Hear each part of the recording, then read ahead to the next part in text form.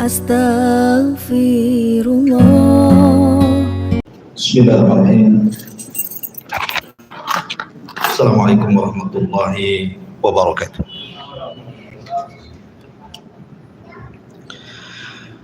Alhamdulillah wassalatu wassalamu ala Rasulillah wa ala alihi wa sahbihi wa mawalah wa la hawla wa la quwwata illa billahi wa ba'du. Alhamdulillah, di malam hari ini kembali kita bisa duduk di Masjid Muhajirin dan tak lupa salawat dan salam kita hadiahkan kepada Rasul kita Nabi besar Muhammad sallallahu alaihi wasallam, karena masih suasana 10 awal bulan Dzulhijjah, kita diingatkan sebuah khutbah Rasul ketika Nabi sallallahu alaihi wasallam melakukan Hajjatul Wada. Dan Hajjatul Wada atau haji terakhir Rasul adalah bertepatan dengan wafatnya Nabi sallallahu alaihi wasallam 3 bulan setelahnya. Ma'asyiral muslimin yang dimuliakan Allah Subhanahu wa taala. Jabir bin Abdullah radhiyallahu an, dia mengatakan, inna Rasulullah sallallahu alaihi wasallam makatha 9 sinina lam yahuj, thumma udhina fin nasi fil ashirati anna Rasulullah sallallahu alaihi wasallam hajun faqadimal madinata basharun katsirun kulluhum yaltamisu an ya'tamma bi Rasulillah sallallahu alaihi wasallam wa ya'mal mithla amalihi.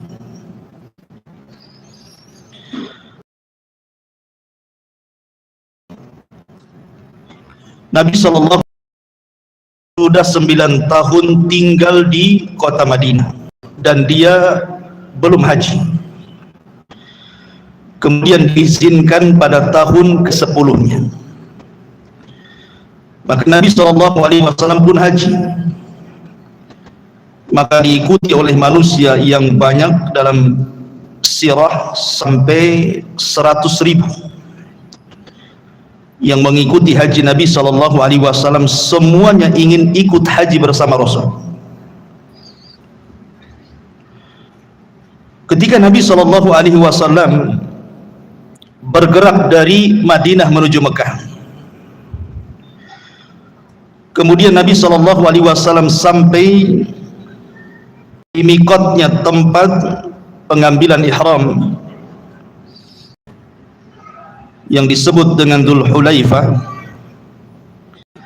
maka Nabi SAW mulai bertalbiyah, labbaik Allahumma labbaik la syarika laka labbaik innal hamda wan ni'mata laka wal mulk la syarika lak. Kemudian Nabi SAW sepanjang perjalanan sampai menuju Mekah terus bertalbiyah. Sesekali Nabi SAW melewati beberapa bukit. Kemudian Nabi SAW bertanya, ayyu wadin hadha, ini lembah apa namanya? Maka para sahabat mengatakan, hadha wadil azraq, ini adalah lembah Azraq. Kemudian Nabi SAW terdiam, kemudian mengatakan, ka'anni anzuru ila Musa alaihi salam habitan minas saniyati walahu juwarun ilallahi bitalbiyah. Maka Nabi SAW mengatakan, sungguh aku seperti melihat Nabi Musa turun dari bukit dengan suara yang lantang, kemudian bertalbiyah. Kemudian Rasul melanjutkan perjalanannya. Terkadang kemudian melewati lembah dan bukit dan berkata, ini lembah apa? Kemudian Nabi SAW berhenti dan mengatakan, ka'anni anzur ila Yunus ibn Mattah alaihi salam ala naqati hamra ja'dah alaihi jubbah min sufin khitamu naqatihi halibatan wa huwa yulabbi. Seolah-olah aku melihat Nabi Yunus ibn Mattah alaihi salam di atas unta merah yang gemuk, memakai jubah dari bulu hewan, tali kendalinya adalah rumput kering, dan dia pun melantangkan suara talbiyah. Jadi sepanjang perjalanan Nabi SAW seolah-olah diperlihatkan para nabi, seolah-olah dia melihat Nabi Musa, Nabi Yunus, Nabi Isa. Dan ketika Nabi SAW melihat Ka'bah, maka diingatkan dengan Nabi Allah Ibrahim alaihissalam. Teringat bahwa dialah yang membangun Ka'bah dan juga putranya Ismail. Kemudian Ibrahim berdoa dengan doa kebaikan, dan salah satu doanya, Rabbana ib'ats fihim rasulan, ya Allah, bangkitkan dari tempat ini seorang rasul yang akan mengajarkan kitab dan kebaikan. Maka Nabi SAW adalah satu doa yang dimaksud oleh Ibrahim alaihi salatu wassalam, ya Allah, bangkitkan di tempat ini seorang rasul, maksudnya Nabi SAW. Kemudian setelah Nabi SAW pada tanggal 8 Dzulhijjah, disinilah mulai setat haji yang disebut dengan hari Tarwiyah. Hari Tarwiyah, kenapa disebut Tarwiyah? Karena ketika Ibrahim alaihi salatu wassalam bermimpi yang diceritakan kepada putranya Ismail, inni ara fil manami anni adzbahuka fanzur madza tara. Wahai anakku, semalam ayahmu bermimpi bahwa aku menyembelih dirimu. Maka Ibrahim pun merasa bimbang, apakah ini adalah wahyu dari Allah atau hanya sekedar mimpi. Makanya disebut Tarwiyah. Baru setelah kemudian hari kedua Ibrahim mimpi dengan mimpi yang sama, maka hari kedua disebut Arafah. Arafah itu artinya Ibrahim yakin, mengetahui sudah bahwa ini mimpi dari Allah Subhanahu wa ta'ala. Makanya Ibrahim langsung kemudian mendatangi Ismail dan menceritakan mimpinya, dan Ismail langsung menyambut mimpinya dan mengatakan, ya abatif alma tu'mar satajiduni insyaallahu minas sabirin. Wahai ayahku, kalau ini perintah Allah, lakukan saja, karena engkau akan mendapati aku insyaallah termasuk hamba Allah yang sabar. Maka hari Tarwiyah kemudian Rasul pun bergerak ke Mina. Maka di Mina inilah kemudian Nabi SAW salat zuhur, asar, maghrib, isya dan juga fajar di qasar tanpa jamak. Kemudian ketika matahari meninggi pada hari ke-9 atau tanggal 9 Dzulhijjah, barulah Nabi SAW bertolak ke Arafah. Bertolak ke Arafah. Jadi ada yang mengatakan Arafah di situ karena mimpi kedua Ibrahim, sehingga dia Araf itu artinya mengenal, mengetahui, oh ini betul-betul mimpi dari Allah. Tapi ada juga yang mengatakan Arafah di situ karena pertemuan Adam dan Hawa. Jadi ketika Adam dan Hawa sudah dekat, yang disebut dengan Muzdalifah, kemudian betul-betul berjumpa di bukit yang kemudian saling mengenal, maka bukit itu disebut Arafah. Tapi yang jelas bahwa penentuan haji itu ada di Arafah, di wukuf di Arafah. Nanti terakhir kita akan jelaskan, karena banyak yang bertanya juga kepada saya tentang perbedaan waktu, pemerintah kita dengan wukuf di Arafah.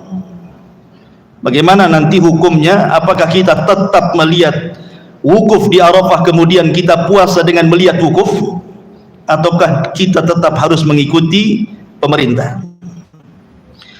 Ma'asyiral muslimin yang dimuliakan Allah Subhanahu wa taala, ketika Nabi sallallahu alaihi wasallam kemudian berjalan di atas untanya, di sini Allah Subhanahu wa taala turunkan ayat tentang kesempurnaan Islam. Allah Subhanahu wa taala berfirman, "Al-yauma akmaltu lakum dinakum wa atmamtu 'alaikum ni'mati wa raditu lakumul Islam madina." Pada hari ini kusempurnakan kepada kalian agama kalian, kusempurnakan nikmatku untuk Islam sebagai agama kalian. Dan ayat ini adalah ayat yang agung yang Allah turunkan kepada umat Islam, sehingga ada seorang Yahudi datang kepada Umar ibn Khattab, atau ada yang mengatakan kepada Salman Al-Farisi radhiyallahu anhu. Kemudian dia mengatakan, "Ya Salman, apakah nabimu, maksudnya Rasul, mengajarkan kepadamu segala sesuatu sampai ke urut jamban?" Dalam kata orang Yahudi, seandainya ayat ini turun kepada kami bangsa Yahud, tentu kami akan menjadikan turunnya ayat ini sebagai id ulang tahun bagi kami, karena kebanggaan bahwa Islam itu agama yang sempurna. Kemudian Nabi sallallahu alaihi wasallam terus bertolak di atas untanya. Disinilah kemudian Allah Subhanahu wa taala turunkan ayat yang merupakan akhir ayat yang turun kepada Rasul. Surah Al-Baqarah 281 Allah mengatakan, "Wattaqu yawman turja'una fihi ila Allah, tsumma tuwaffa kullu nafsin ma kasabat wa hum la yudhlamun." Inilah ayat yang terakhir turun. Allah mengatakan, takutlah kalian akan sebuah atau suatu hari yang kalian akan kembali semuanya kepada Allah, kemudian kalian akan diwafatkan dan membawa amalan kalian, dan kalian tidak mungkin dizalimi. Maka Nabi sallallahu alaihi wasallam pun kemudian mengatakan di hadapan manusia, "Ayyuhan nas, khudhu anni manasikakum fa inni la adri la'alli la ahujju ba'da ami hadha."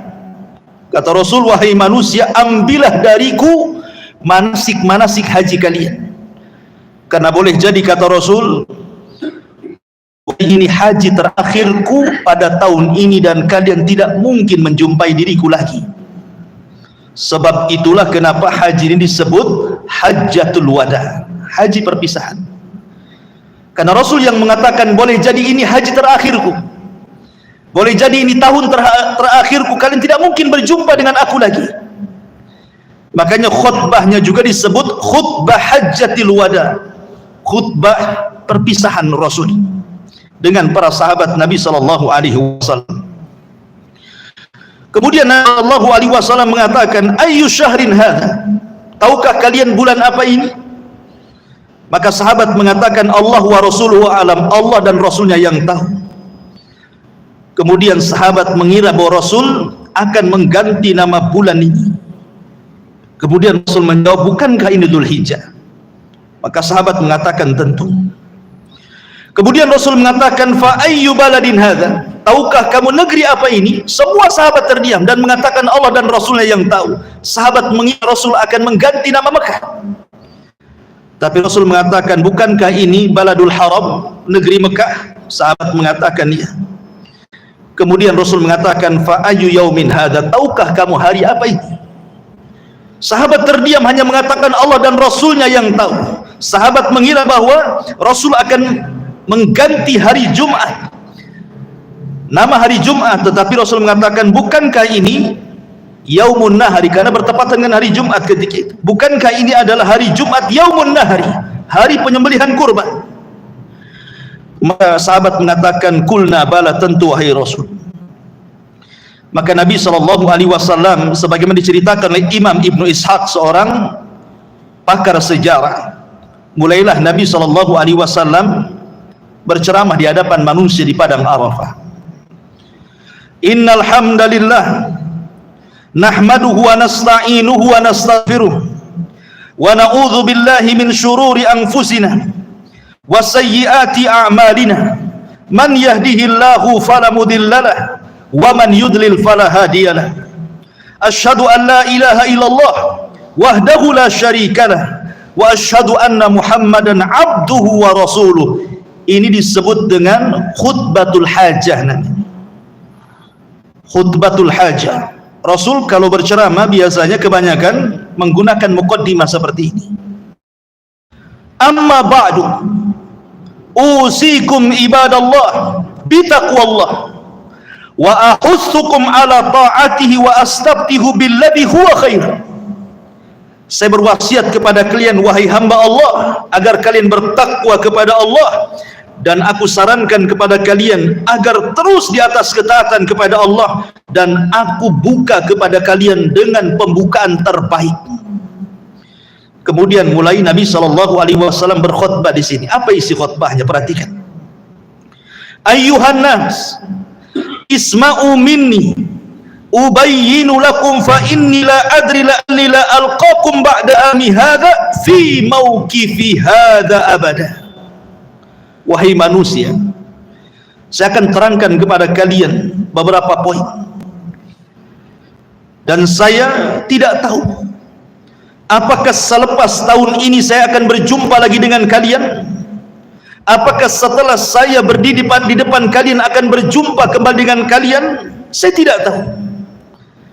Seolah-olah Nabi SAW mengisyaratkan adanya perpisahan di sini, adanya perpisahan dengan para sahabat Nabi SAW. Kemudian poin pertama, Rasul mengingatkan persoalan besar. Kata Nabi SAW, ayyuhan nas, inna dima'akum wa amwalakum wa a'radakum haramun alaikum ka hurmati yaumikum hadha fi syahrikum hadha fi baladikum hadha ala hal ballagtu Allahumma fashhad. Wahai manusia, sesungguhnya darah-darah kalian, sesungguhnya harta-harta kalian, sesungguhnya kehormatan kalian dalam Islam terjaga seperti terjaganya negeri ini, seperti terjaganya bulan ini, seperti terjaganya hari ini. Wahai manusia, saksikanlah aku sudah menyampaikan ini kepada kalian.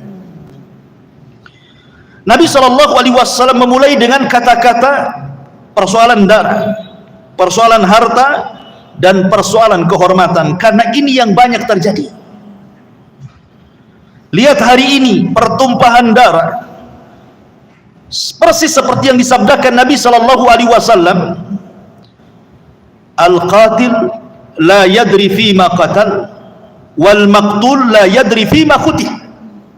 Orang yang membunuh tidak paham alasannya kenapa dia membunuh.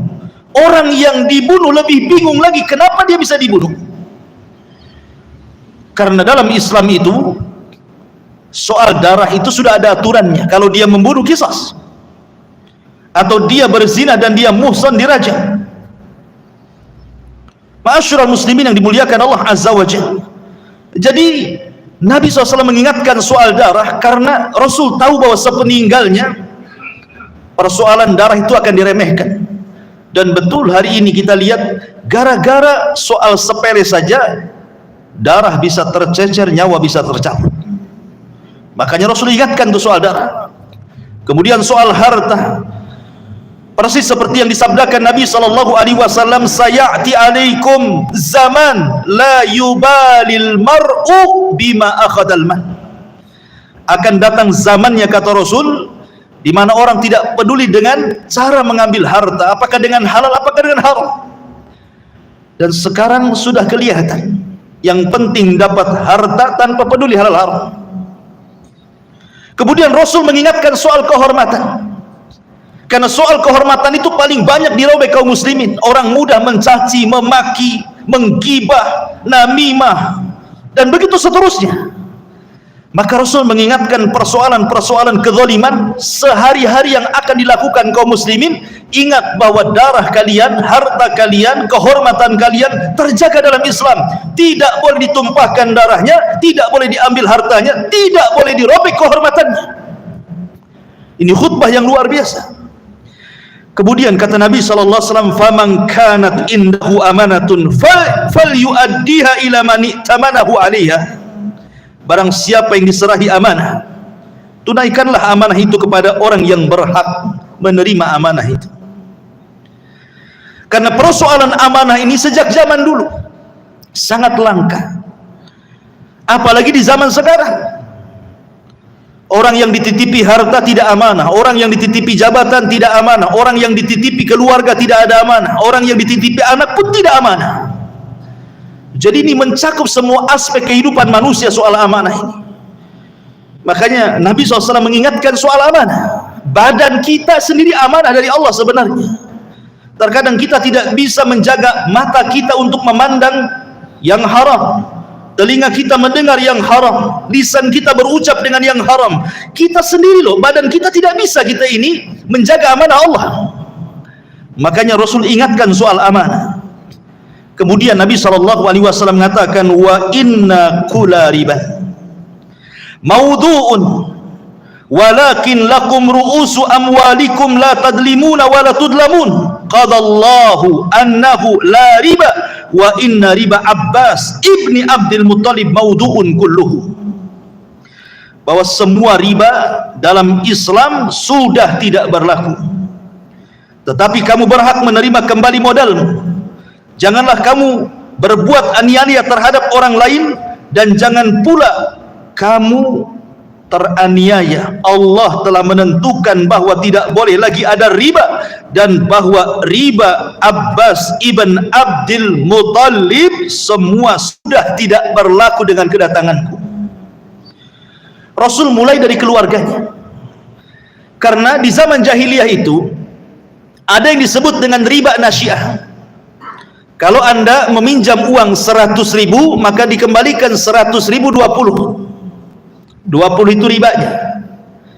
Itu yang dilakukan orang-orang kaya jahiliyah, termasuk Abbas pamannya Rasul.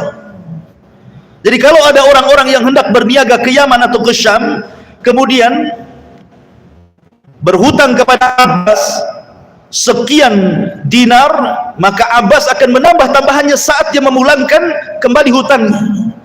Makanya Rasul dimulai dari keluarganya. Pokoknya riba jahiliyah tidak ada lagi, termasuk Abbas ibn Abdul Muttalib pelaku riba tidak boleh ada lagi. Menunjukkan bahwa dakwah itu dimulai dari keluarga. Kenapa Rasul mengingatkan soal riba coba? Karena kita ini di zaman sekarang tidak mungkin lepas dari riba, masuk dalam lingkaran riba. Siapa yang selamat di riba hari ini? Tidak ada. Semua punya ATM, semua punya simpanan uang di bank, semua orang transfer, menerima transferan, seolah-olah kita tidak bisa keluar dari situ.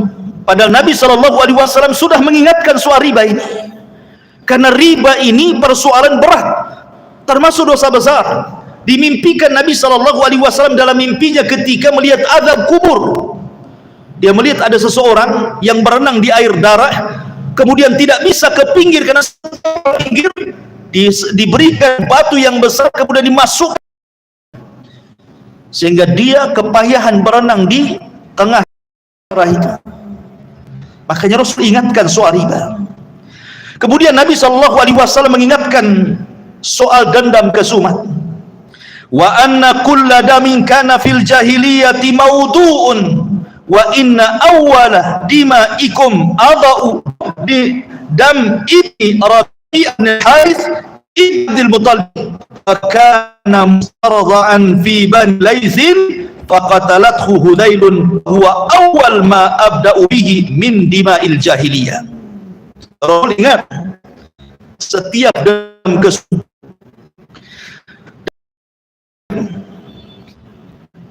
Karena di zaman jahiliyah begini, ikhwan, kalau seandainya ada perang antar kabilah, kemudian membunuh,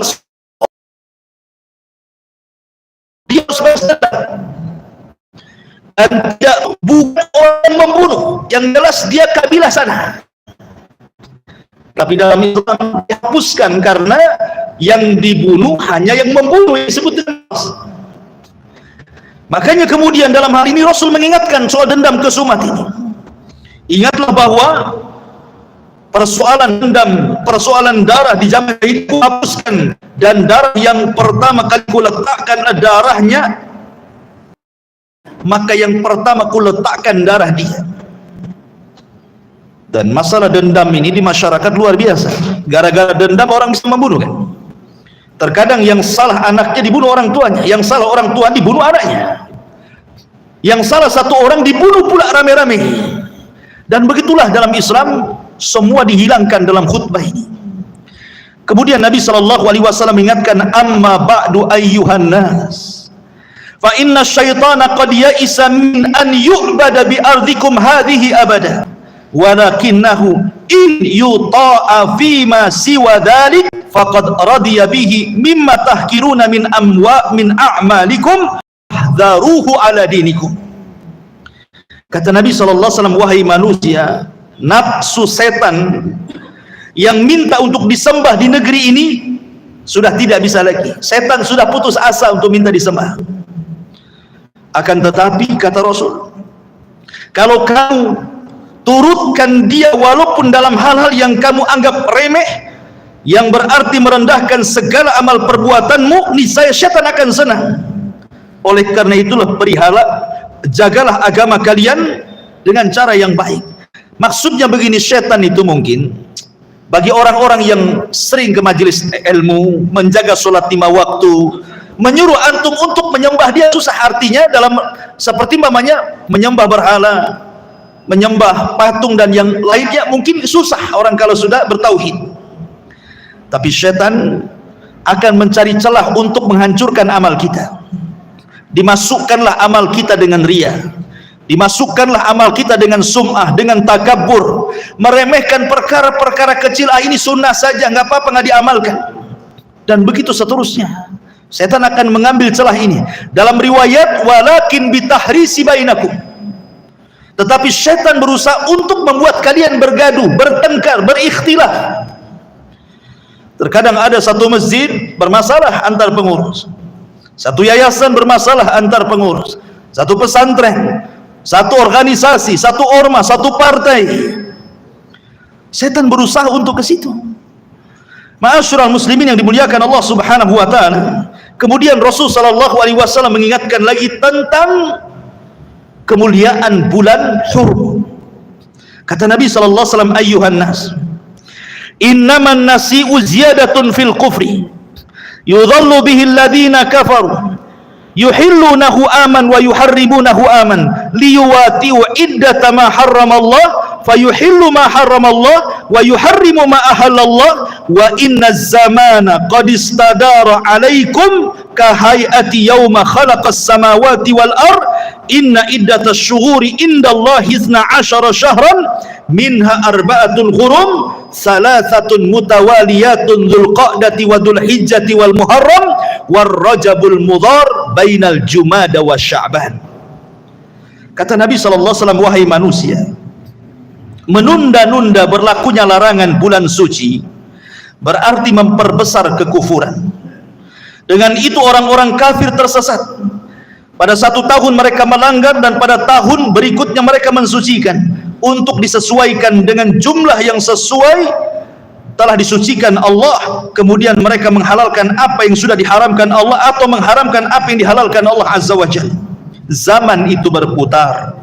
Allah telah menciptakan langit dan bumi, dan jumlah bulan itu 12 dalam setahun. Dari 12 bulan itu ada 4 bulan suci, 3 berturut-turut, 1 terpisah, Dzulqa'dah, Dzulhijjah, Muharram. Kemudian bulan Rajab, bulan di antara Jumadil Akhir dan bulan Sya'ban, kata Rasul. Artinya begini, orang-orang jahiliyah itu mereka terkadang melanggar bulan hurum. Dzulqa'dah, Dzulhijjah, Muharram, Rajab ini disebut Asyhurul Hurum namanya. Tidak boleh berperang. Tapi terkadang mereka melakukan peperangan di bulan ini. Makanya Allah Subhanahu wa taala kemudian berfirman tentang mereka, tidak boleh seperti ini. 1 tahun kau melanggar, tahun depan kau mensucikan apa yang Allah sucikan. Makanya kemudian dalam Islam 4 bulan ini menjadi 4 bulan suci juga, bahwa orang yang bermaksiat di 4 bulan ini Allah besarkan dosanya, orang yang beramal soleh di 4 bulan ini Allah besarkan pula pahalanya, supaya mensucikan 4 bulan nih, mulai dari Dzulqa'dah, kemudian Dzulhijjah, kemudian Muharram, dan ini 3 bulan berturut-turut, kemudian 1 terpisah. Kemudian kata Nabi SAW mulai mengingatkan soal keluarga. Ingat ikhwan, Nabi SAW itu dia diberikan oleh Allah Subhanahu wa taala jawami'ul kalim. Jawami'ul kalim itu artinya kalau ngomong itu singkat tapi isinya padat, gitu maksudnya. Enggak kayak kita gitu kan, kadang ceramah panjang tapi intinya sedikit. Nabi itu ngomongnya sedikit tapi intinya banyak. Makanya Nabi SAW ketika khutbah yang sempit di Padang Arafah ini, tentu Rasul tidak mungkin mengambil tema-tema yang tidak bermanfaat. Rasul pasti akan mengambil tema-tema yang sangat penting karena khutbahnya tidak lama. Makanya di sini Nabi SAW mengingatkan soal keluarga. Kata Nabi SAW, ayyuhan nas, fa inna lakum ala nisaikum haqqa wa lahunna alaikum haqqa lakum alaihinna alla yuti'na furushakum ahadan takrahuna wa alaihinna alla ya'tina bifahishatin mubayyinah fa in fa'alna fa innallaha qad adina lakum an tahjuruhunna fil madaji wadribuhunna dharban ghaira mubarrih fa in intahayna falahunna rizquhunna wa kiswatuhunna bil ma'ruf wastausu binisa'i khairan fa innahunna indakum awanun la yamlikuna li anfusihinna syai'an wa innakum innama akhadtumuhunna bi amanatillah wastahlaltum furujahunna bi kalimatillah fattaqullaha fin nisa wastausu bihinna khaira ala hal balagtu Allahumma syhad. Kata Nabi SAW, kemudian setelah itu wahai manusia, sebagaimana kamu punya hak atas istri kamu juga punya hak kepada kamu. Di mana hak kamu atas mereka adalah tidak mengizinkan orang yang tidak kamu sukai menginjakkan kaki di rumahmu, dan jangan sampai mereka secara terang-terangan membawa perbuatan keji atas dirimu. Kalau sampai mereka melakukan semua itu, Tuhan mengizinkan kamu berpisah tidur dengan mereka dan boleh memukul mereka dengan pukulan tanpa bekas. Bila mereka sudah tidak melakukan hal itu, artinya sudah taat kepadamu, maka kewajibanmu tetap memberikan rizki dan juga pakaian kepada mereka. Kemudian Rasul mengatakan, ingatlah bahwa istri-istri kalian adalah teman kalian. Dia tidak memiliki sesuatu kecuali hanya bersandar kepada kalian. Kalian mengambil dengan amanah Allah dan kalian menghalalkan kemaluannya dengan kalimat-kalimat Allah. Bertakwalah kepada Allah terhadap wanita-wanita kalian, maka perbaikilah pergaulan kalian dengan istri-istri kalian dengan baik. Di sini Nabi SAW kenapa kemudian memfokuskan urusan keluarga? Karena baiknya sebuah negara itu dimulai dari keluarga. Ingat, baiknya sebuah bangsa itu dimulai dari keluarga. Kalau seluruh keluarga muslim dalam sebuah bangsa dan negara itu semua baik, pasti pemimpinnya akan baik. Kenapa demikian? Karena tidak mungkin rakyat yang baik memilih pemimpin yang tidak baik. Mustahil. Rakyatnya sholat, tidak mungkin memilih pemimpin yang tidak sholat. Kemudian rakyatnya amanah, tidak mungkin pula memilih pemimpin yang tidak amanah. Rakyatnya suka beribadah, tidak mungkin pula kemudian memilih pemimpin yang tidak suka ibadah. Pasti akan memilih yang baik. Nabi SAW memilih miniatur negara yang paling kecil, keluarga, untuk mengambil sesuatu yang luas. Kalau anda sudah memperbaiki keluarga kalian, maka pasti bangsa dan negara ini akan baik. Karena pemimpin itu cerminan rakyat. Pemimpin yang jahat karena rakyatnya jahat. Pemimpin yang baik karena rakyatnya baik. Makanya Allah mengatakan, innallaha la yughayyiru ma biqaumin hatta yughayyiru ma bi anfusihim. Allah tidak mungkin merubah sebuah kaum sampai mereka rubah diri mereka sendiri. Tidak bisa rakyat kemudian mencela pemerintah, meminta agar pemerintah baik kalau mereka juga tidak baik? Bagaimana caranya? Karena pemimpin itu lahir dari rakyat masalahnya. Ma'asyiral muslimin yang dimuliakan Allah, maka di sini Rasul mengajarkan soal tatanan keluarga di sini. Bahwa istri punya hak, suami juga punya hak. Masing-masing ada haknya dan harus dijalankan. Kalau suami istri itu sudah menjalankan haknya masing-masing, saya kira apa yang difirmankan Allah Subhanahu wa taala itu akan menjadi sebuah fakta dalam kehidupan rumah tangga. Wa min ayatihi an khalaqalakum min anfusikum azwaja litaskunu ilaiha wa ja'a bainakum mawaddatan wa rahmah inna fi dzalika laayatin liqaumin yatafakkarun. Tujuan berumah tangga itu sakinah, mencari ketenangan. Dari ketenangan lahirlah cinta, lahirlah kasih sayang, dan itu mukjizat dari Allah Subhanahu wa taala. Ma'asyiral muslimin yang dimuliakan Allah Subhanahu wa taala. Kemudian Rasul mengingatkan kembali, ayyuhan nas, isma'u qauli wa'qil, wahai manusia, dengarkan, pegang ucapanku, kata Rasul. Anna kulla muslimin akhun li muslim wa annal muslimina ikhwatun fala yahillu limri'in min akhihi illa ma a'tahu an tibi nafsi minhu fala tadlimuhunna anfusakum. Dengarkan wahai manusia, setiap muslim itu bersaudara buat muslim yang lainnya, dan kaum muslimin semuanya bersaudara. Tetapi seseorang tidak dibenarkan mengambil sesuatu dari saudaranya kecuali jika dengan senang hati diberikan kepadanya. Maka janganlah kalian saling mendolimi antar diri kalian. Rasul tahu pentingnya persatuan, tahu pentingnya ukhuwah. Karena kalau sesuatu itu sudah bercerai-berai, pasti akan mengalami kelemahan dan kemunduran. Lihat ketika Nabi SAW bercerita soal kelemahan kaum muslimin di akhir zaman. Kata Nabi SAW, aku khawatir kondisi kalian itu seperti nampan yang berisi makanan kemudian dikeroyok oleh orang-orang yang kelaparan. Kaum muslimin, dan yang mengeroyok itu orang-orang luar Islam. Sahabat bertanya, ya Rasulullah, amin qillatin nahnu yauman, apakah karena sedikitlah kami pada itu? Rasul, tidak, antum yauma idzin katsirun, bahkan kalian jumlahnya banyak, tapi ada penyakit yang sudah menimpa hati kalian, penyakit tuahan. Kemudian Rasul menyebutnya hubbud dunya wa karahiyatul maut. Ketika orang sudah cinta dunia dan takut mati, maka itulah penyakit yang menyebabkan kelemahan kaum muslimin. Karena cinta dunia inilah yang berarti orang itu mudah bercerai. Orang kalau tujuannya dunia pasti berpecah. Kalau orang sudah tujuan hidupnya dunia pasti berpecah. Lihat antar tetangga saja hasad gara-gara dunia. Itu Anda tetangga yang koper rumahnya dengan kita, dia bisa hasad dengan kita. Gara-gara mungkin kita beli mobil, mungkin rumah kita tingkat, mungkin rumah kita cat, mungkin kita keramiknya agak bagus, itu sudah hasad tuh. Itu satu kopel tuh. Gimana kalau umpamanya dalam sebuah kelompok? Makanya Nabi SAW mengingatkan soal persaudaraan, dan persaudaraan itu dibangun lillahi wa fillahi wa ma'allahi, betul-betul karena Allah, meminta pertolongan Allah dan diikhlaskan karena Allah Subhanahu wa taala. Baru persatuan apapun itu, kalau itu yang dituju pasti akan kuat. Maka Rasul mengingatkan soal pentingnya ukhuwah Islamiyah di sini.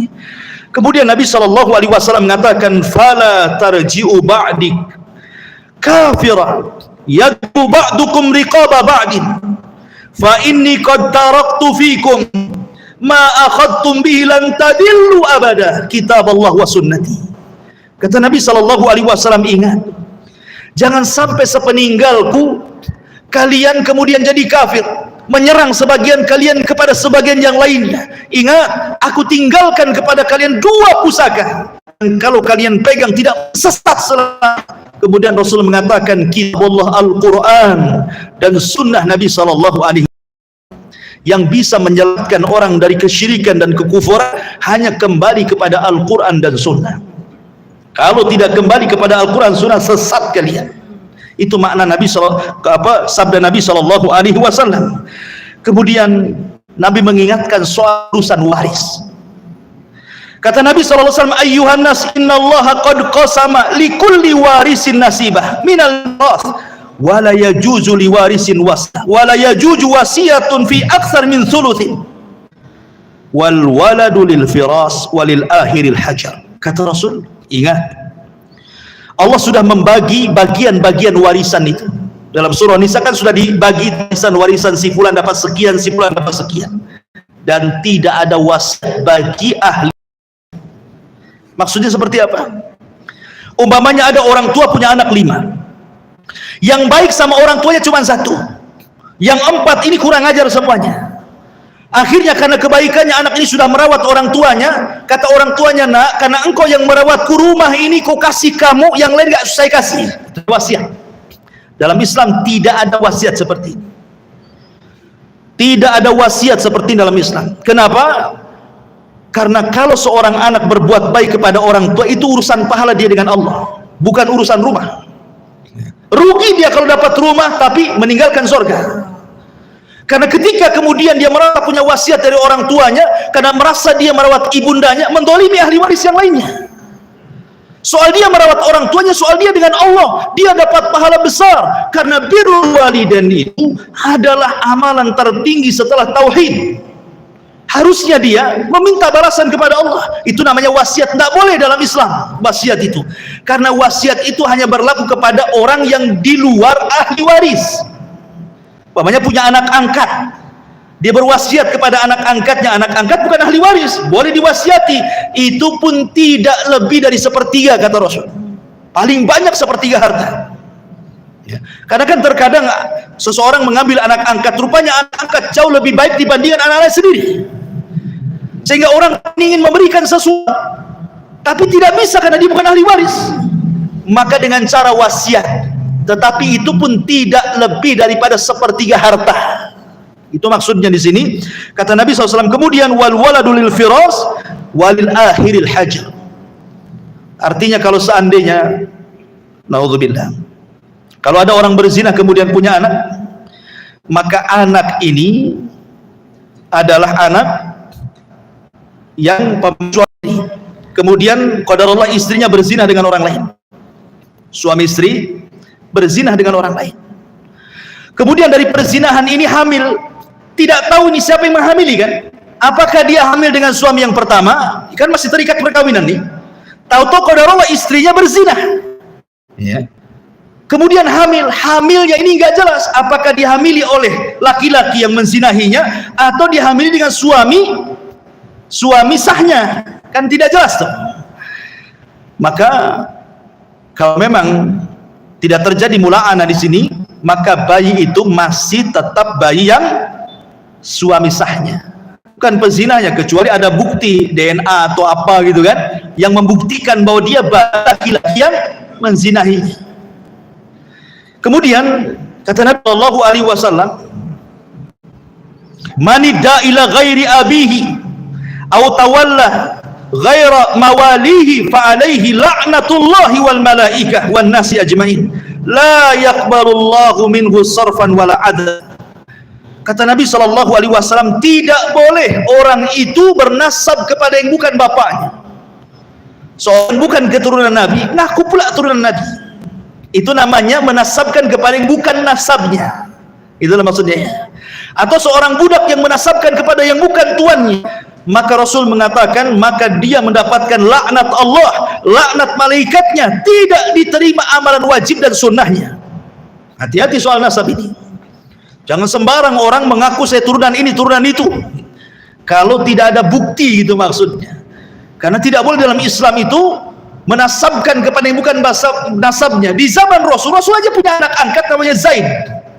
Oleh Rasul diganti namanya Zaid ibn Muhammad, turunnya surah Al-Ahzab, dan Rasul ditegur.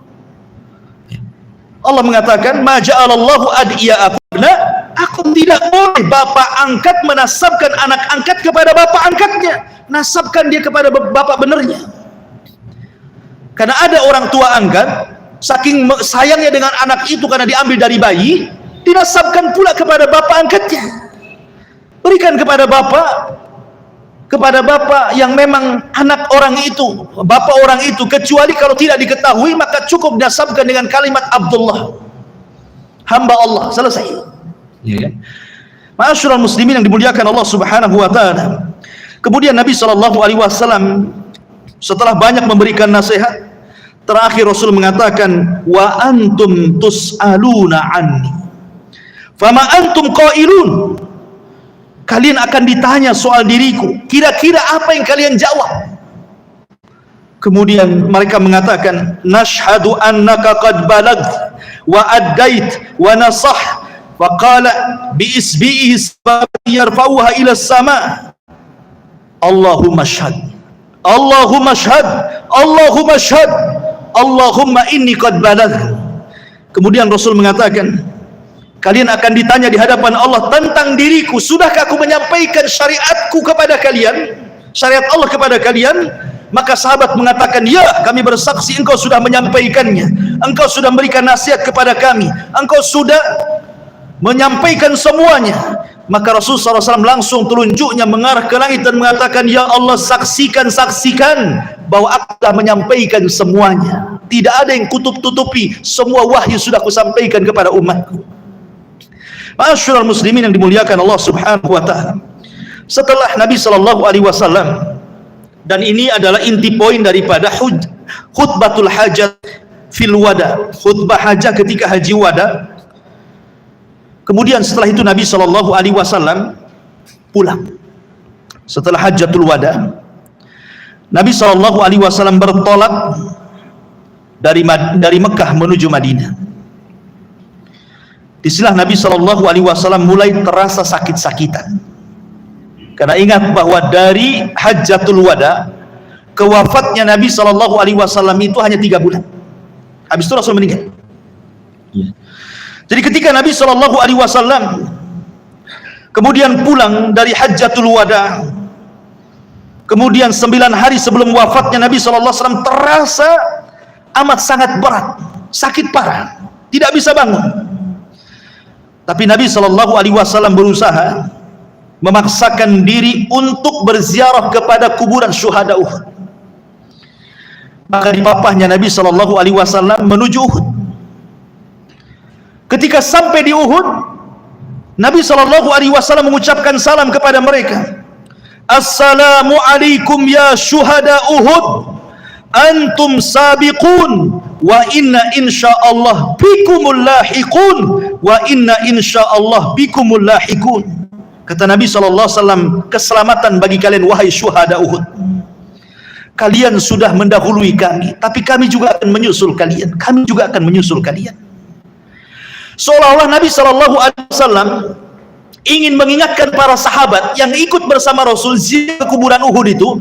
Rasul ingin katakan bahwa sesungguhnya kenikmatan yang kalian sekarang rasakan itu karena pengorbanan mereka. Kenikmatan yang kalian rasakan hari ini, termasuk kita juga di sini. Kita sekarang mendapatkan nikmat yang luar biasa.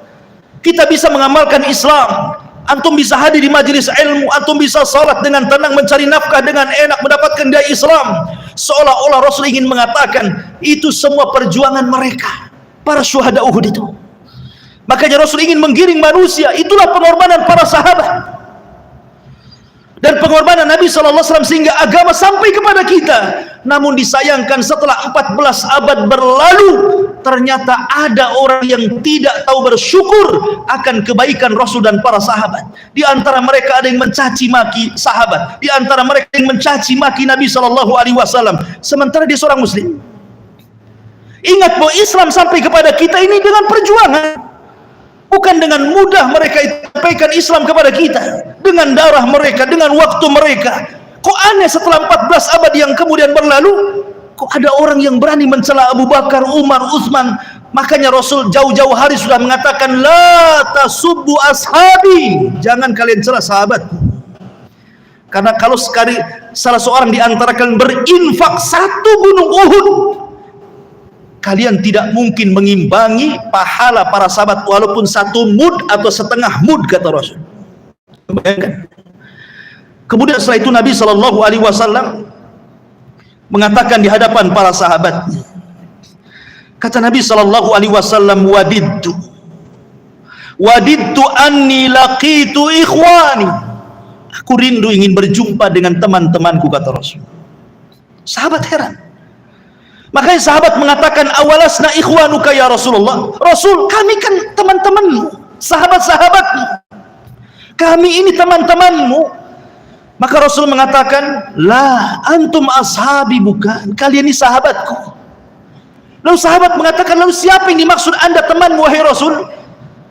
Kata Nabi SAW, walakin ikhwani alladzina amanu bi walam yarawni. Yang dimaksud teman-temanku adalah sebuah kaum tidak pernah melihatku tetapi mereka beriman kepadaku. Kita ini Rasul rindu kepada kita, tapi terkadang kita tidak pernah rindu kepada Nabi SAW. Kita asik menyelisih sunnahnya, meninggalkan sunnahnya, menganggap sunnah ini remeh, terkadang mencaci maki sunnahnya. Di mana kita dengan Rasul SAW, ya umat Muhammad? Ma'asyiral muslimin yang dimuliakan Allah Azza wa Jalla. Kemudian Nabi SAW pun pulang, sakit makin parah. Ketika parah-parahnya sakit, Rasulullah SAW tidak bisa bangkit, sehingga dia mengatakan kepada Aisyah radhiyallahu anha, sakit yang diderita Rasul itu jauh lebih sakit dibandingkan orang biasa. Ingat, Rasul ketika itu merasakan sakit jauh lebih sakit dibandingkan antum-antum yang sakit. Makanya Rasul mengatakan kepada Aisyah radhiyallahu anha, ya Aisyah, inna lil mauti la sakarat. Wahai Aisyah, sungguh jelang detik-detik kematian itu ada keperitan yang luar biasa. Karena sakitnya Rasul itu berlipat dari orang biasa. Ketika Nabi SAW mengucapkan kalimat itu, tiba-tiba Rasul mendengar ada kegaduhan yang ada di luar masjid, di dalam Masjid Nabawi dan juga di luar masjid. Gaduh para sahabat itu. Rupanya para sahabat mereka sedang sedih dan sebagian mereka menangis. Sebelumnya Nabi SAW setelah pulang dari Uhud, mengunjungi syuhada Uhud, malam itu kan rumah Maimunah, istri Nabi SAW. Kemudian Rasul meminta kepada Maimunah, bisakah kau hadirkan semua istri-istriku? Maka semua istrinya hadir di rumah Maimunah. Kemudian Rasul mengatakan, apakah kalian mengizinkan aku untuk tinggal di rumah Aisyah? Maka semua istri-istrinya mengizinkan, silahkan wahai Rasul. Tapi Rasul tidak sanggup berjalan karena sudah sakit parah. Maka datanglah Ali radhiyallahu anhu dengan Fadl bin Abbas, melapah Rasul dari rumah Maimunah ke rumah Aisyah radhiyallahu anha. Di rumah Aisyah inilah, ketika dari rumah Maimunah ke rumah Aisyah, kan dilihat para sahabat, melihat bagaimana Rasul lunglai, sakit parah. Tersebarlah berita ini hampir ke seantero Madinah. Akhirnya warga-warga Madinah, para sahabat semua berdatangan dan berjumbal di masjid Nabi SAW. Sebagian sedih dan menangis sehingga suara mereka sampai masuk ke rumah Aisyah radhiyallahu anha. Sehingga Rasul bertanya kepada Aisyah, ini suara siapa wahai Aisyah? Maka Aisyah radhiyallahu anha mengatakan, itu suara sahabat-sahabat engkau wahai Rasul, mereka takut akan kondisimu. Maka akhirnya kemudian Nabi SAW meminta kepada Ali dan Fadl, tolong papah aku ingin berjumpa dengan sahabatku. Maka dipapahlah Nabi SAW yang sangat lemas sekali itu. Kemudian dinaikkan ke atas mimbar, dan itulah wasiat terakhir diwasiatkan Nabi SAW. Apa wasiatnya? Kata Nabi SAW, wallahi mal faqru ahsya alaikum. Demi Allah, kata Rasul, bukanlah kefakiran yang aku takutkan kepada kalian, walakin ahsya alaikum an tubsatad dunya kama busitat ala man kana qablakum fatanafasuha kama tanafasuha wa tuhlikukum kama ahlakathum.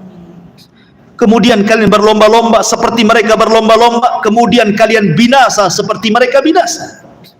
Kemudian kata Nabi SAW, ayyuhan nas, as-salatu salah wa ma malakat aymanukum. As-salatu salah wa ma malakat aymanukum. As-salatu salah wa malakat aymanukum. Jaga kalian salat, jaga oleh kalian salat, jaga oleh kalian salat, dan hamba-hamba sahaya kalian, jangan kalian zalimi. Kemudian Nabi SAW dalam sebuah riwayat yang lemah, ada sebagian ulama melemahkan riwayat ini, Rasulullah SAW mengingatkan kepada manusia soal hak sesama hamba. Kata Nabi SAW, man kuntu dharabtu dhahran fahadha dhahri falyaqtas minni. Siapa yang dulu pernah aku pukul pundaknya, ni pundakku, kisos sekarang. Wa man kuntu syatamtu irdan, fahadha irdi falyaqtas minni. Atau barang siapa yang dulu ku caci maki kehormatannya, nih kehormatanku, caci sekarang, kata Rasul. Kemudian Rasul mengatakan, wa man kuntu akhadtu malan fahadha mali falyakhudh minhu. Atau dulu pernah ku ambil hartanya, nih hartaku, sebelum mati ambil segera hak kalian. Tiba-tiba dari kejauhan ada seorang sahabat berdiri dan mengatakan, li kisos ya Rasulullah, aku hendak mengkisos dirimu wahai Rasul. Subhanallah, sahabat pandangannya tertuju kepada orang ini.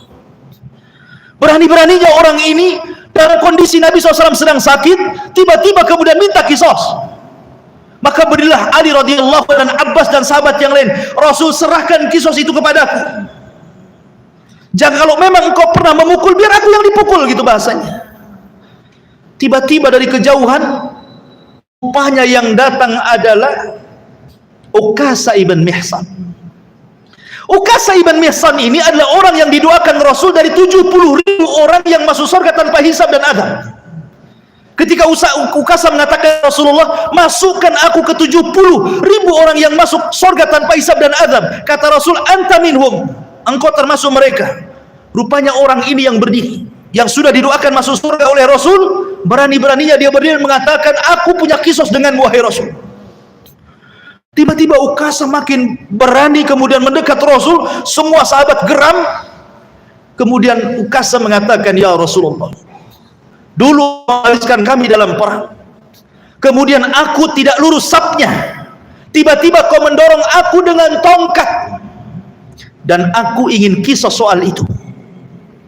Kata Nabi SAW, kalau begitu ambil tongkat, berikan kepada Ukasha. Subhanallah, lihat dalam kondisi seperti ini, apa coba perasaan para sahabat? Masa Ukasha akan mendorong Rasul dengan tongkat di hadapan para sahabat? Beraninya sekali dia seperti itu, sehingga hampir para sahabat semua emosi kepada Ukasha bin Mihsan. Tiba-tiba Ukasha mengatakan, ya Rasulullah, sewaktu engkau mendorong diriku, aku tidak menggunakan pakaian. Aku tidak menggunakan pakaian, karena pakaian tempo dulu itu kan kayak ihram, itu pakaiannya, bukan kayak antum sekarang. Aku minta kau juga melepas pakaian. Akhirnya makin marah sahabat. Rasul melepas pakaiannya, dan ketika Ukasha hampir mendorong tongkatnya kepada Nabi SAW dalam kondisi tegang seperti itu, tiba-tiba Ukasha melempar kemudian tongkat, memeluk Rasul dan mengatakan, ya Rasulullah, aku ingin kulitku yang terakhir menyentuh kulitmu di dunia ini wahai Rasul. Maka Ukasha pun menangis, semua orang menangis. Subhanallah. Ma'asyiral muslimin yang dimuliakan Allah Azza wa Jalla. Lanjut kepada khutbah Rasul yang terakhir.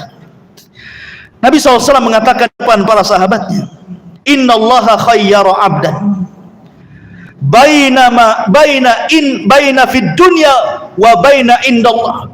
Sesungguhnya Allah sudah memilih seorang hamba, apakah dia mau diberikan dunia dan kenikmatannya, ataukah dia dipulangkan dan diberikan kenikmatan yang ada di sisi Allah Subhanahu wa taala. Dan hamba ini memilih apa yang di sisi Allah dibanding di dunia. Tiba-tiba Abu Bakar menangis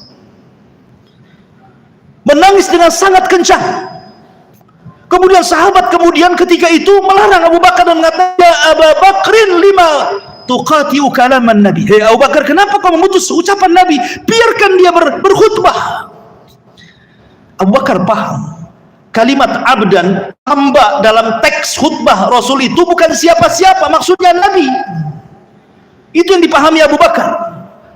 Makanya Abu Bakar kemudian berteriak dan mengatakan, fadainaka bi abaina, fadainaka bi ummahatina, fadainaka bi auladina, fadainaka bi amwalina ya Rasulullah, wa fadainaka bi arwahina ya Rasulullah. Rasul, kami tebus dirimu dengan bapak, ibu, anak kami, harta kami, bahkan jiwa kami, asal engkau jangan meninggalkan kami. Kemudian para sahabat makin menyalahkan Abu Bakar supaya diam. Rasul ingin membela Abu Bakar dan mengatakan, da'uhu Abu Bakrin yatakallam, biarkan Abu Bakar bicara, biarkan dia bicara.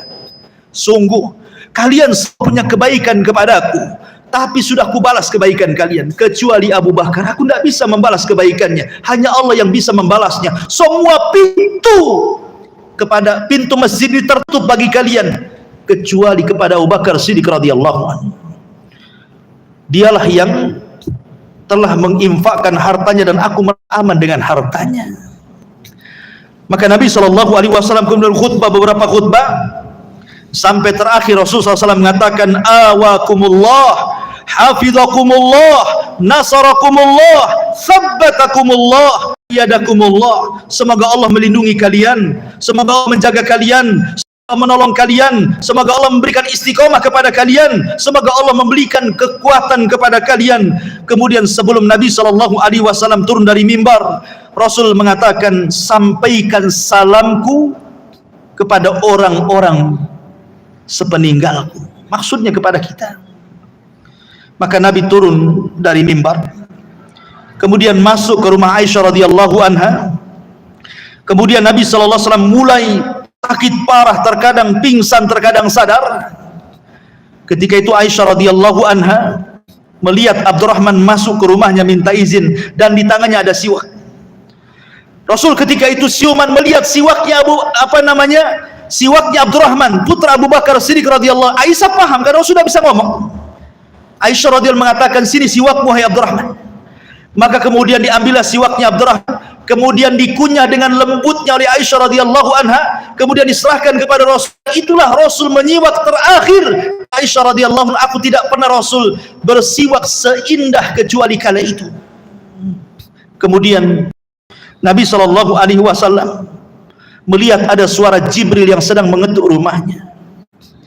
Kemudian Rasul memerintahkan semua orang yang ada di rumah itu suruh keluar, kecuali Aisyah radhiyallahu anha, karena Rasul berada di pangkuan Aisyah. Tiba Jibril datang. Kemudian Jibril mengatakan, ya Rasulullah, malakul maut bil bab. Ya Rasulullah, malaikat maut ada di depan pintu. Yasta'dinu an yadkhulaika, dia minta izin untuk masuk kepadamu. Kemudian kata Rasul SAW, aku izinkan masuk saja. Maka Jibril pun kemudian dengan malakul maut masuk ke kamar Aisyah radhiyallahu anha.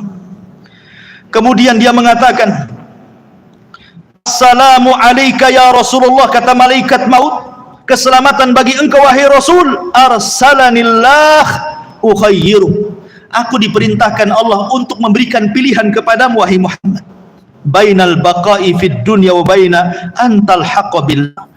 Apakah engkau ingin tetap hidup di dunia dan Allah berikan banyak kenikmatan kepada engkau wahai Muhammad, ataukah engkau kembali kepada Allah Subhanahu wa taala? Maka Rasul tiba-tiba mengangkat telunjuknya ke langit dan mengatakan, bal ila rafiqil a'la, ila rafiqil a'la. Bahkan aku ingin kembali ke hadapan Allah, berjumpa dengan teman-temanku para nabi dan rasul.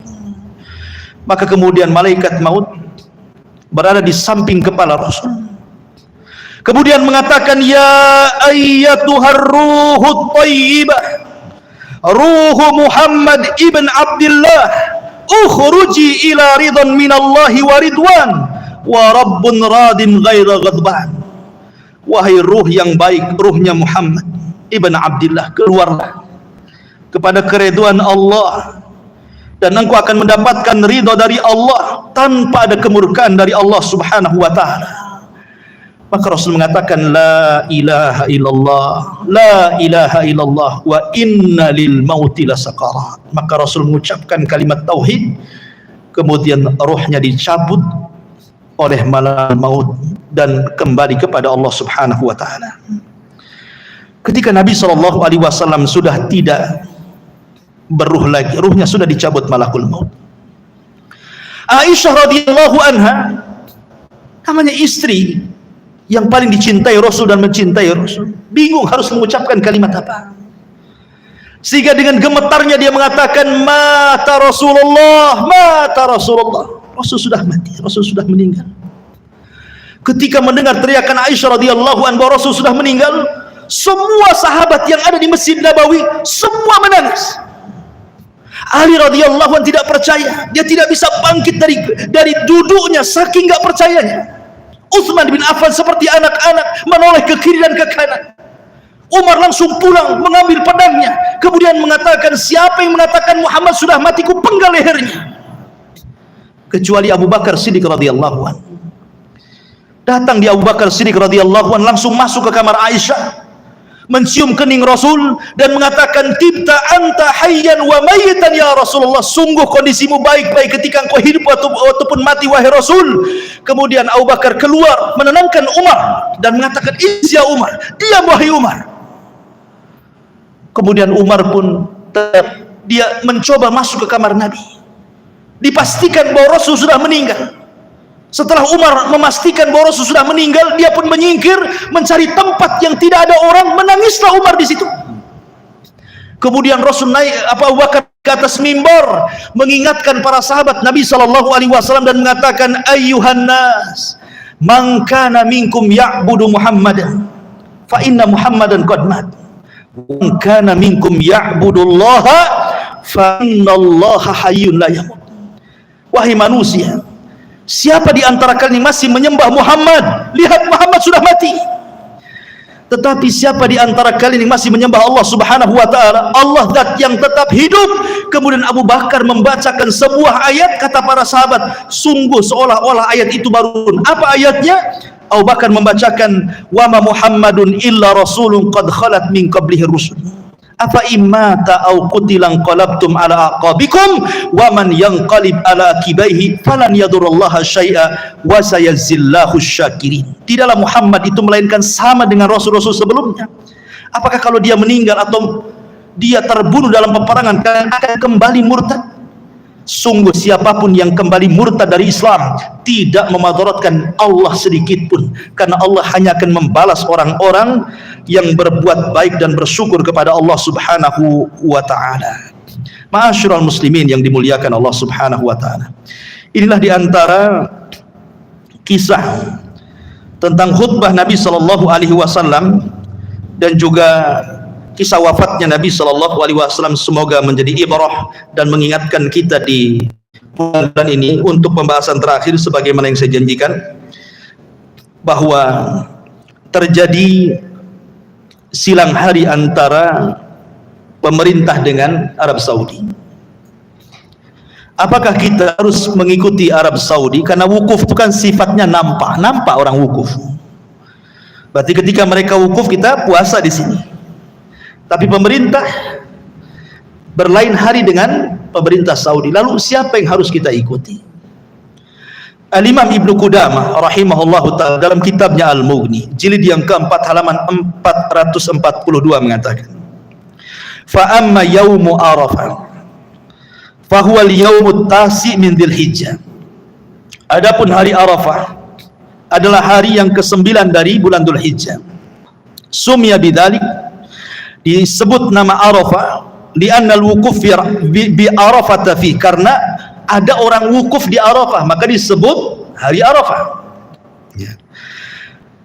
Tetapi kemudian beliau mengatakan, akan tetapi kalau seandainya memang di sebagian belahan bumi Indonesia sekarang ada yang berbeda dengan apa yang dilakukan oleh Saudi, beda 1 hari gitu ya, atau dahulu 1 hari, atau mungkin ya biasanya duluan sana kan itu sebelum kita, karena kan bedanya 6 jam saja. Ingat bahwa patokan bulan berpindahnya 1 bulan ke bulan berikutnya dalam Islam itu disebut Qamariyah, disebut Qamariyah. Dalam kalender Hijriyah itu disebut Qamariyah, tapi dalam kalender Masehi disebut Syamsiyah. Ketika kita ini menentukan Ramadan, melihat matahari atau bulan, melihat bulan. Kalau hilal itu nampak berarti besok 1 Ramadan. Kalau di ujung Ramadan nampak berarti besoknya 1 Syawal. Jadi penentuan itu adalah penentuan bulan. Dan itu adalah kalender Hijriah. Beda dengan Masehi menentukan pakai matahari, maka disebut Syamsiyah. Artinya bahwa Al-Imam Ibnu Utsaimin rahimahullah ta'ala dalam fatwanya mengatakan, idza kanatil buldan tahta hukmin wahidin wa amara hakimun al-bilada bisaumi awil fitri wajaba imtithalu amri li'anna al-mas'alata khilafiyah wa hukmul hakimi yarfa'ul khilaf wa bina'u ala hadha sumu waftiru kama yasumu wa yuftir ahla baladi alladhi antum fihi sawa'un wafaqa baladakum al-asli aw khalafahu wa kadzalika yaumu arafah ittabi'u al-balad alladhi antum fihi. Kata Syekh Utsaimin rahimahullahu taala, dia mengatakan apabila sebuah negeri di bawah satu hukum, Indonesia kan di bawah satu pemerintahan, dan pemerintah memerintahkan negeri tersebut untuk berpuasa atau untuk Idul Fitri, maka kita wajib mengikuti aturan pemerintah. Kan ini masalah khilaf. Dan keputusan pemerintah bisa mengangkat perselisihan di dalam sebuah negara. Oleh karena itu maka berpuasalah atau beridul fitrilah ketika pemerintah puasa dan Idul Fitri, dan itu juga menyangkut hari Arafah. Maka ikutilah pemerintah kalian yang antum tinggal di situ. Jadi fatwa Syekh Utsaimin mengatakan disuruh ikut pemerintah. Karena menentukan hari Arafah bukan wukuf, tapi masuknya tanggal 1 Dzulhijjah. Ketika masuk tanggal 1 Dzulhijjah, kemudian kita masuk di tanggal 9, apakah ada wukuf atau tidak, itulah hari Arafah. Kita puasa Arafah di situ, walaupun tidak ada wukuf, maksudnya begitu. Karena yang menentukan bulan bukan wukuf, tetapi masuknya bulan tanggal 1. Ya. Tapi sekali lagi ini masalah khilafiyah. Kita tidak perlu berotot-otot di sini ya. Kalau seandainya dia mengikuti Saudi tidak ada masalah. Karena memang para ulama fikih itu berselisih tentang matlak. Apakah satu dunia satu matlak, ataukah masing-masing negeri punya matlak? Karena ada beberapa hadis. Ada yang mengatakan bahwa satu dunia satu matlak. Ketika berdalil satu dunia satu matlak, berdasarkan idza ra'aitumuhu fasumu, apabila engkau melihat bulan puasalah, berarti kalau melihat orang wukuf maka kita ikut puasa. Itu satu pendapat. Kita tidak mengingkari ada pendapat seperti ini. Ya. Tetapi ada juga pendapat bahwa masing-masing negeri punya matlak. Di zaman Rasul itu ada sahabat namanya Quraib. Quraib ini dari Syam. Di masa khilafah Mu'awiyah, dia safar di tengah Ramadan ke Madinah, berjumpa dengan Abdullah ibn Abbas. Tiba-tiba di Syam hari Jumat puasanya, di Madinah hari Sabtu. Kemudian Quraib mengatakan, ya Ibnu Abbas, kenapa engkau tidak mencukupkan melihatnya Muawiyah yang ada di Syam? Kenapa tidak puasa hari Jumat? Kenapa hari Sabtu? Kata Abdullah bin Abbas radhiyallahu an, dia mengatakan anhuma, beginilah cara yang diperintahkan Rasul. Kalau kami dilihatnya tidak melihat bulan, digenapkan. Itu yang disuruh Nabi. Berarti di sini ada perbedaan antara Syam dan Madinah kan? Antara Syam dan Madinah, di mana Madinah tidak mengambil ru'yahnya Muawiyah, tapi melihat bulan. Ketika tidak dilihat di Madinah, ya sudah, berarti digenapkan. Sya'bannya berarti lewat 1 hari. Syam Jumat, Madinah Sabtu. Nah gitu maksudnya. Dan itu dibenarkan. Ya. Sehingga kalaupun ada perbedaan antara wukuf dengan puasa dengan kita, maka ini masalah khilaf. Cuman banyak fatwa dari para ulama seperti Syekhul Islam Ibnu Taimiyah rahimahullah ta'ala dan yang lainnya, bahwa untuk menyedikitkan khilaf kaum muslimin, serahkan urusan ini kepada pemerintah. Kalau pemerintah benar, maka kita dapat pahala, pemerintah dapat pahala. Kalau pemerintah salah, kita dapat pahala, mereka dapat dosa. Selesai. Subhanakallahumma bihamdika asyhadu an la ilaha illa anta astaghfiruka wa atubu ilaik. Allahu ta'ala alam. Assalamualaikum warahmatullahi wabarakatuh.